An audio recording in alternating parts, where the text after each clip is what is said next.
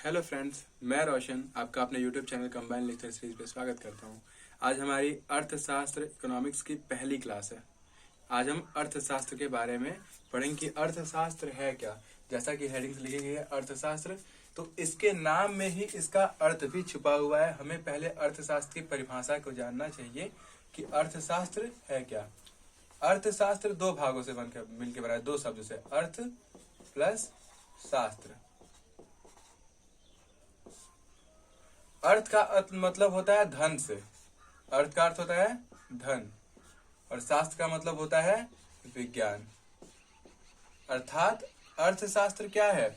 धन से संबंधित विज्ञान है, जिसमें धन को कमाना, धन का वितरण करना, धन का संरक्षण करना, सारी की सारी चीजें, यानी किसी भी देश की, किसी भी व्यक्ति की, किसी परिवार की या किसी क्षेत्र की पूरी आर्थिक क्रियाओं के बारे में अध्ययन करना ही हमारा अर्थशास्त्र कहलाता है। और आर्थिक क्रियाएं क्या है?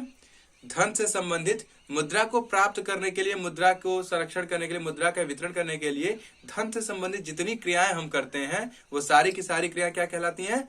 आर्थिक क्रियाएं कहलाती हैं। और किसी भी देश, किसी भी क्षेत्र की आर्थिक क्रियाओं के बारे में अध्ययन करना ही हमारा क्या कहलाता है? अर्थशास्त्र कहलाता है। क्लियर है? चलिए ठीक है।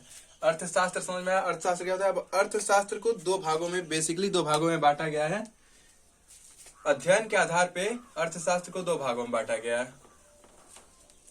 जहां हम कहते हैं अर्थशास्त्र, इसको दो भागों में बांटा गया है। पहला भाग होता है हमारा समष्टि अर्थशास्त्र, समष्टि अर्थशास्त्र, जिसे इंग्लिश में कहा जाता है मैक्रो। और जो हमारा दूसरा अर्थशास्त्र होता है वो होता है सूक्ष्म अर्थशास्त्र, जिसे कहते हैं माइक्रो। ठीक है, समष्टि और सूक्ष्म। तो अभी समष्टि अर्थशास्त्र क्या है और सूक्ष्म अर्थशास्त्र क्या है, इस बात को हम समझने की कोशिश करते हैं। समष्टि अर्थशास्त्र में किसी भी देश की, किसी भी राज्य की, किसी प्रदेश की, किसी क्षेत्र की, यानी बड़े स्तर पर आर्थिक गतिविधियों का, आर्थिक क्रियाओं का अध्ययन किया जाता है। जहां पे बड़े स्तर पे आर्थिक क्रियाओं का अध्ययन किया जाएगा उसे हम क्या कहेंगे? समष्टि अर्थशास्त्र। कॉन्सेप्ट क्लियर है? तो अब समष्टि अर्थशास्त्र को हमने समझ लिया। हम समझते हैं कि सूक्ष्म अर्थशास्त्र क्या है। समष्टि के बारे में कहा गया कि किसी देश की, किसी क्षेत्र की, किसी राज्य की, किसी प्रदेश की, यानी बड़े स्तर पे जो आर्थिक गतिविधियों का, आर्थिक क्रियाओं का अध्ययन किया जाता है उसे हम कहते हैं समष्टि अर्थशास्त्र। अब सूक्ष्म अर्थशास्त्र सेम इसका विपरीत है, अपोजिट। यहाँ पे हम बड़े स्तर पे करते थे, यहाँ पे हम छोटे स्तर पे अध्ययन करेंगे। यानी ये पूरे देश की बात करता था, अब ये किसी परिवार का, किसी कंपनी का, किसी फर्म का, किसी बिजनेस का आर्थिक गतिविधियों के बारे में अध्ययन यहाँ पे किया जाएगा, इसलिए इसे सूक्ष्म अर्थशास्त्र कहा गया। यानी किसी छोटे परिवार का, किसी व्यापार का, किसी भी कंपनी का, किसी भी फर्म का छोटे स्तर पे जब आर्थिक गतिविधियों का, आर्थिक क्रियाओं के बारे में हम पढ़ते हैं, जानते हैं, सीखते हैं, अध्ययन करते हैं, तो उसे हम क्या कहते हैं? सूक्ष्म अर्थशास्त्र। समझ में आ रही है बात? ये हुआ समष्टि, जो बड़े स्तर पे आर्थिक गतिविधियों का अध्ययन करता है, और ये हुआ हमारा सूक्ष्म, जो छोटे स्तर पे आर्थिक गतिविधियों का अध्ययन करता है। तो अर्थशास्त्र के अध्ययन के आधार पर हमने इसे दो भागों में बांटा। अब बात की जाती है कि अर्थशास्त्र होते कितने प्रकार के हैं, अर्थव्यवस्था कितने प्रकार की होती है। ये तो था, ठीक है, अर्थशास्त्र। अब बात आती है अर्थव्यवस्था।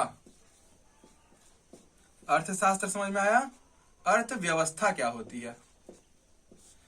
अगर अर्थव्यवस्था की जाए, अर्थव्यवस्था की बात की जाए, तो आर्थिक क्रियाओं के लिए जो व्यवस्था की गई है, जैसे हमारा सिस्टम चल रहा है आर्थिक क्रियाओं को करने के लिए, धन को लाभ कमाने के लिए, धन के वितरण के लिए, धन को संरक्षण करने के लिए जो हमारा सिस्टम है, वो सिस्टम ही हमारा अर्थव्यवस्था कहलाता है।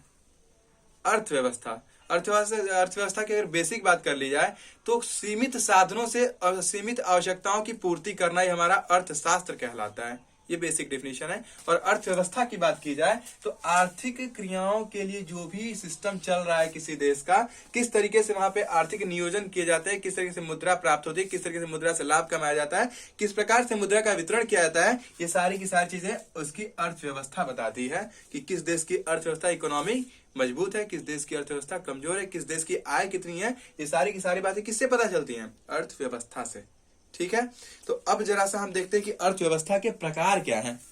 अभी तक हमने पढ़ा कि अर्थशास्त्र क्या है, अब हम देखेंगे कि अर्थव्यवस्था यानी इकोनॉमी के प्रकार कितने हैं।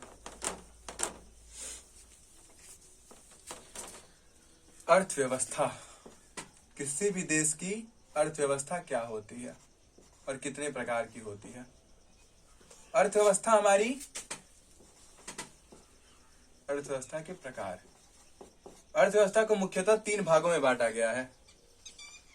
अर्थव्यवस्था को मुख्यतः 3 भागों में बांटा गया, जिसमें सबसे पहली होती है पूंजीवादी अर्थव्यवस्था। पूंजीवादी अर्थव्यवस्था, नाम सुना होगा पहले कभी, पूंजीवादी अर्थव्यवस्था। इंग्लिश में इसको कहा जाता है कैपिटलिज्म। कैपिटलिज्म, कैपिटलिज्म, ठीक है। अर्थव्यवस्था को इकोनॉमी कहते हैं, अर्थशास्त्र को इकोनॉमिक्स कहते हैं, एस और एम वाई, ठीक है। एम के बाद वाई लग गया, इकोनॉमी बन गया तो अर्थव्यवस्था बन गई, और MICS है तो अर्थशास्त्र हुआ। और अगर हम पूंजीवादी अर्थव्यवस्था की बात करें तो इसको इंग्लिश में कैपिटलिज्म कहते हैं। अब ये कैपिटलिज्म या पूंजीवादी अर्थव्यवस्था है क्या? जब किसी देश में उत्पादन के साधनों पर, जो भी हमारा प्रोडक्शन हो रहा है किसी भी चीज का, चाहे कपड़े का हो, फोन का हो, गैजेट्स का हो, किसी भी चीज का, अनाज का उत्पादन ही क्यों ना हो, जब उत्पादन के साधनों पर ज्यादा से ज्यादा निजी स्वामित्व हो। निजी स्वामित्व का मतलब होता है प्राइवेटाइजेशन, यानी कि निजीकरण। प्राइवेटाइजेशन, निजीकरण, ठीक है। निजीकरण क्या हुआ?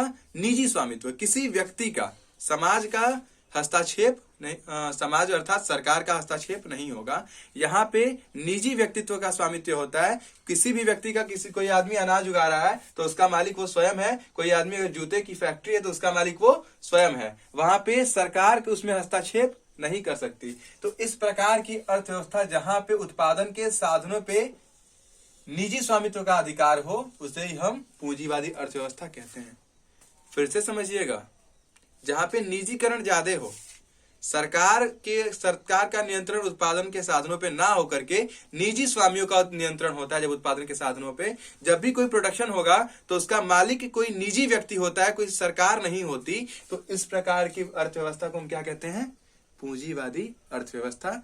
और इसकी खास बात क्या होती है? इसका प्राइवेटाइजेशन, निजीकरण, ठीक है। एग्जाम्पल अगर हम लेना चाहें इस प्रकार के देशों के, तो कौन से कंट्रीज हैं जो निजी पूंजीवादी अर्थव्यवस्था पे चलती हैं? सबसे पहला हमारा होता है USA, यूनाइटेड स्टेट्स अमेरिका। और उसके बाद 2 बड़े बड़े देश हैं ब्रिटेन। ब्रिटेन में भी पूंजीवादी अर्थव्यवस्था आपको देखने के लिए मिलेगी। इसका मतलब क्या है? वहां की सरकार को उत्पादन से कोई मतलब नहीं होता है। वहां उत्पादन भी जनता करती है, मालिक भी जनता होती है, यानी एक व्यक्ति विशेष होता है, कोई भी हो सकता है, अपने अपने उत्पादन पे अपना अपना नियंत्रण है। जो हमारे दूसरे प्रकार की अर्थव्यवस्था होती है उसको हम कहते हैं समाजवादी अर्थव्यवस्था। समाजवादी अर्थव्यवस्था। अब ये समाजवादी अर्थव्यवस्था क्या है भाई? इंग्लिश में कहते हैं सोशलिज्म, सोशल ISM, सोशलिज्म, ठीक है, सोशलिज्म, ठीक है, इंग्लिश में सोशलिज्म। जो हमारी पूंजीवादी अर्थव्यवस्था थी उसमें उत्पादन के साधनों पर किसका नियंत्रण था? निजी व्यक्ति का, निजी स्वामित्व हुआ करता था। और यहाँ पे ठीक उसका विपरीत होगा। यहाँ पे उत्पादन के साधनों पे सरकार का नियंत्रण होता है, राज्य का नियंत्रण होता है, किसी व्यक्ति विशेष का नियंत्रण नहीं होता है। वहां का पूरा मैनेजमेंट सरकार देखती है, व्यक्ति विशेष के पास कुछ भी नहीं होता है। इसलिए इस प्रकार की अर्थव्यवस्था कहा जाता है समाजवादी अर्थव्यवस्था। और समाजवादी अर्थव्यवस्था का सबसे बड़ा एग्जाम्पल अगर हम ले लेते हैं तो हमारा रूस जो कंट्री है वहां पे आज भी सोशलिज्म देखने के लिए मिलता है। रूस, समझ में आ रही है बात? तो हमने 2 प्रकार की अर्थव्यवस्था का हम डिस्कस किया। जो हमारी तीसरी अर्थव्यवस्था है उसको क्या कहा जाता है?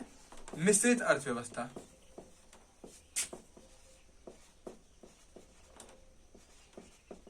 मिश्रित अर्थव्यवस्था, और इसे इंग्लिश में हम कहते हैं मिक्स्ड इकोनॉमी। मिक्स्ड इकोनॉमी, ठीक है। पूंजीवादी अर्थव्यवस्था में था निजी स्वामित्व और समाजवादी में था सरकार का या राज्य का स्वामित्व। अब ये मिश्रित अर्थव्यवस्था में क्या होगा?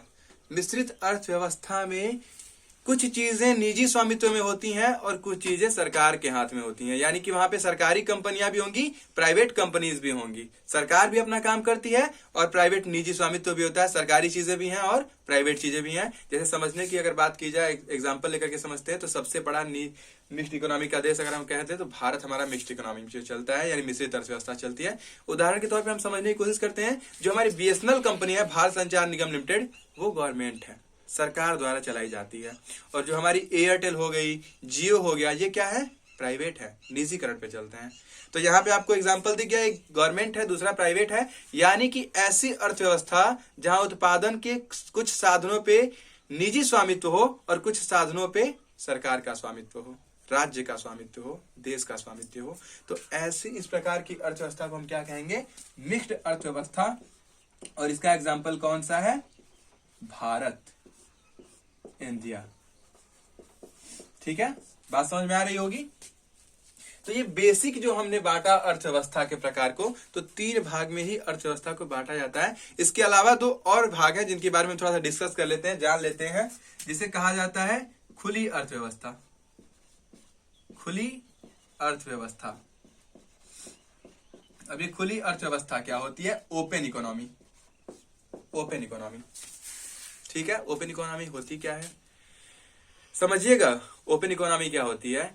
ऐसी अर्थव्यवस्था जहां उत्पादन भी किया जाए, जनता, निजी व्यक्ति उत्पादन करे और उसके आयात और निर्यात पे कोई प्रतिबंध ना लगाया जाए। वो दूसरे देश में बेचना चाहे तो भी बेचे, दूसरे देश से खरीदना चाहे तो खरीदे, उसमें सरकार का कोई हस्तक्षेप नहीं होता है, किसी प्रकार की रोक नहीं होती। वहां पे आयात और निर्यात पूर्ण रूपेण चालू होता है। वहां पे खरीदे भी जाते हैं सामान दूसरे देश से और बेचे भी जाते हैं। तो जिस देश में ऐसी इकोनॉमी होती है उसको हम खुली अर्थव्यवस्था के नाम से जानते हैं। जैसे अगर एग्जांपल के तौर पे लिया जाए तो यूएसए और सिंगापुर, ये हमारी ओपन इकोनॉमी के एग्जांपल्स हैं, जहां पे आयात निर्यात पे कोई प्रतिबंध नहीं है। कितना भी आयात करो, कितना भी निर्यात करो। आयात का अर्थ होता है दूसरे देशों से किसी भी प्रोडक्ट को खरीदना, अपने देश में लेकर के आना। और निर्यात का मतलब क्या होता है? अपने देश का उत्पाद दूसरे देशों में भिजवाना, बेचना। ठीक है, तो आयात निर्यात पे जहां पे कोई भी प्रतिबंध नहीं होता, ऐसी इकोनॉमी को खुली अर्थव्यवस्था कहा जाता है, ओपन इकोनॉमी कहा जाता है। और उसके बाद जो हमारी होती है इसी का विपरीत बंद इकोनॉमी, यानी बंद अर्थव्यवस्था। बंद अर्थव्यवस्था जिसे कहा जाता है क्लोज्ड इकोनॉमी। अब ये बंद अर्थव्यवस्था क्या है? ओपन इकोनॉमी क्या में क्या था कि आयात निर्यात खुल करके होते थे, राज्य सरकार कोई हस्तक्षेप नहीं करती थी। यहाँ पे क्या है? यहाँ पे आयात और निर्यात होता ही नहीं, ना हम किसी को कुछ बेचेंगे और ना हम किसी से कुछ खरीदेंगे। ये सरकार की शर्त है, सरकार पूर्णतया हस्तक्षेप करती है, ना वो किसी को कुछ बेचती है ना वो किसी से कुछ खरीदती है। जैसे एग्जाम्पल के तौर पे ले लिया जाए तो हमारा उत्तर कोरिया जो देश है, उत्तर कोरिया, वो किसी देश से ना कुछ खरीदता है और ना ही किसी देश को कुछ बेचता है। हालांकि व्यापार होते हैं, अब तो वो चीजें रही नहीं, बट स्टिल मैक्सिमम जो पॉसिबिलिटी है वो इनकी यही होती है कि वो सबसे व्यापार नहीं करते, ना किसी से कुछ खरीदते हैं ना ही किसी को कुछ बेचते हैं। तो ये है हमारी अर्थव्यवस्था के प्रकार, पूंजीवादी अर्थव्यवस्था जहां पे उत्पादन के साधनों पे निजी स्वामित्व का अधिकार हो। समाजवादी अर्थव्यवस्था जहां पे उत्पादन के साधनों पे राज्य सरकार का, देश का अधिकार हो। मिश्रित अर्थव्यवस्था जहां पे उत्पादन के साधनों पर, उत्पादन पर राज्य सरकार का भी और साथ ही साथ निजी स्वामित्व का भी अधिकार हो। खुली अर्थव्यवस्था कहाँ है? जहां आयात अर्थव्यवस्था के लिए, आयात और निर्यात के लिए कोई रोक नहीं है। पूर्णतया आयात भी किए जा रहे हैं, पूर्णतया निर्यात भी किए जा रहे हैं। ये हमारी खुली अर्थव्यवस्था कहलाई। और जो हमारी बंद अर्थव्यवस्था है, इसका अर्थ होता है कि वहां पे ना आयात किया जाता है और ना ही निर्यात किया जाता है। तो ये थे हमारे अर्थव्यवस्था के प्रकार। सबके एग्जांपल्स भी आपको कम से कम याद है। जैसे आप किसी को बताते हैं तो पूछ लेते हैं लोग कि क्या है इसका उदाहरण, तो ये एग्जांपल्स कुछ हैं जो आपको याद होने चाहिए। ठीक है, नेक्स्ट टॉपिक की तरफ बढ़ते हैं।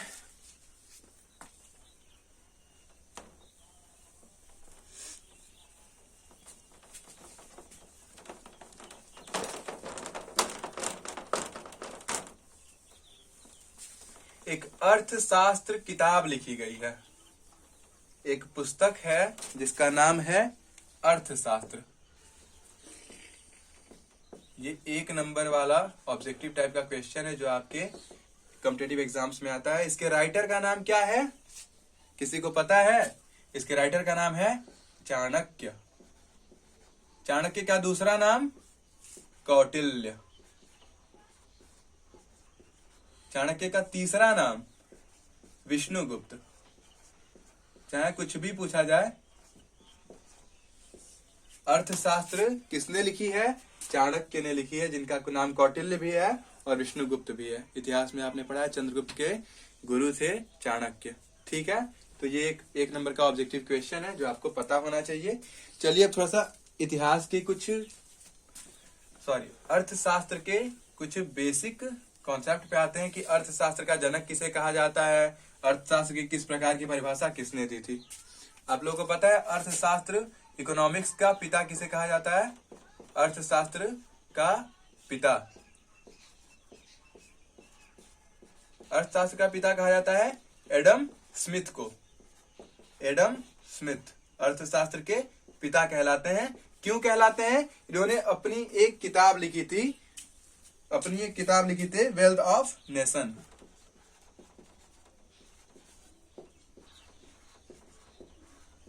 इन्होंने ये किताब लिखी थी जिन्होंने परिभाषित किया कि अर्थशास्त्र धन का विज्ञान है।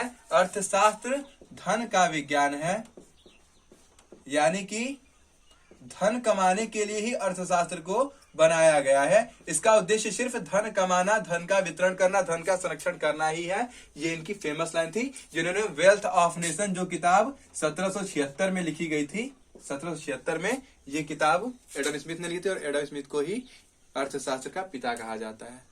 समझ में आ रहा है? ये ऑब्जेक्टिव क्वेश्चन है जो आपके एग्जाम्स में पूछा जाता है। इसके बाद अगर कहा जाए तो अर्थशास्त्र को परिभाषा किसने दी? दूसरी परिभाषा थी कार्ल मार्क्स की। अर्थशास्त्र की दूसरी परिभाषा थी कार्ल मार्क्स की, जिन्होंने अपनी किताब दास कैपिटल में लिखा कि अर्थशास्त्र मानव की प्रगति के नियम का विज्ञान है।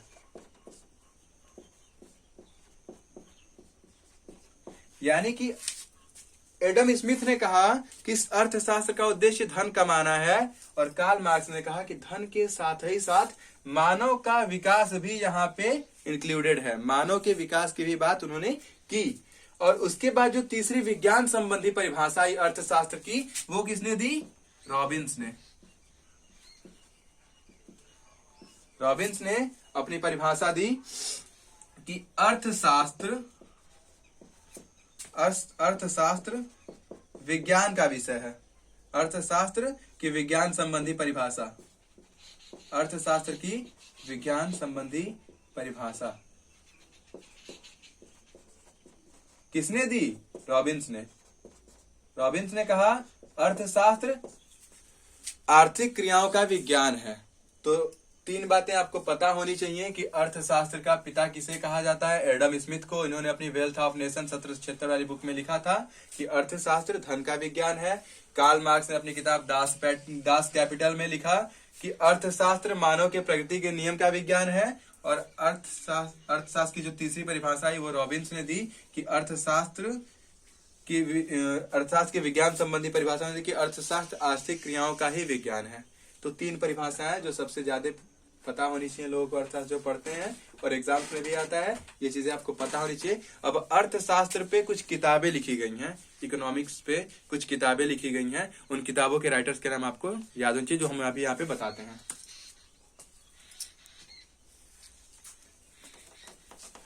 कुछ पुस्तक हैं जो कुछ बुक्स हैं जो अर्थशास्त्र से संबंधित हैं, जिनके राइटर्स का नाम और बुक्स का नाम आपको पता होना चाहिए।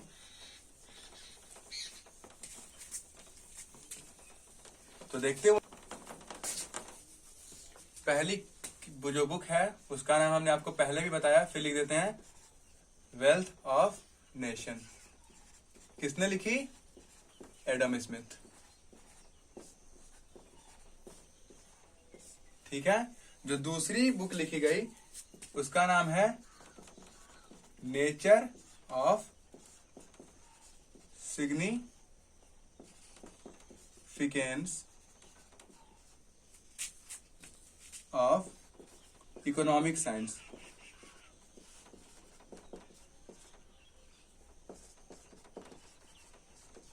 ये किसने लिखी थी किताब? रॉबिन्स ने लिखी। इस किताब के राइटर का नाम रॉबिन्स। जो हमारी तीसरी किताब थी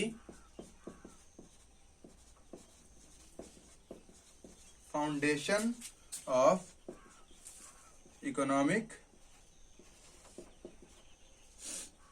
एनालिसिस, ये किसने लिखी थी? सैमुअल्सन ने। ये कुछ अर्थशास्त्री थे जिन्होंने अपनी अपनी किताबें इस संबंध में लिखी, तो उन्हीं किताबों के बारे में बताया जा रहा है और आपको नाम भी याद होने चाहिए। जो चौथी किताब है प्रिंसिपल्स ऑफ इकोनॉमिक्स, ये किसकी किताब है? मार्शल की। ठीक है, तो यहाँ पे 4 इंपॉर्टेंट बुक्स हैं जिनके राइटर्स का नाम आपको पता होना चाहिए अगर आप इकोनॉमिक पढ़ते हैं तो। पहली किताब wealth of nation, Adam Smith, जो कि हमारे इतिहास अर्थशास्त्र के पिता भी कहलाते हैं इकोनॉमिक के। दूसरी किताब nature of significance of economic science, जो राइटर है रॉबिन्स, जो विज्ञान संबंधी जिसने परिभाषा दी। तीसरी किताब है फाउंडेशन ऑफ इकोनॉमिक एनालिसिस, जो सैमुअल्सन की किताब है। और चौथी किताब प्रिंसिपल ऑफ इकोनॉमिक्स, मार्शल की किताब। और जो हिंदी में आपको बताई गई अर्थशास्त्र, किसकी किताब है? चाणक्य की। ठीक है, तो अर्थशास्त्र उम्मीद करते हैं आपको समझ में आया होगा। और अर्थशास्त्र का आज का ये टॉपिक यहीं पे खत्म होता है। मिलते हैं नेक्स्ट टॉपिक के साथ। थैंक यू, धन्यवाद।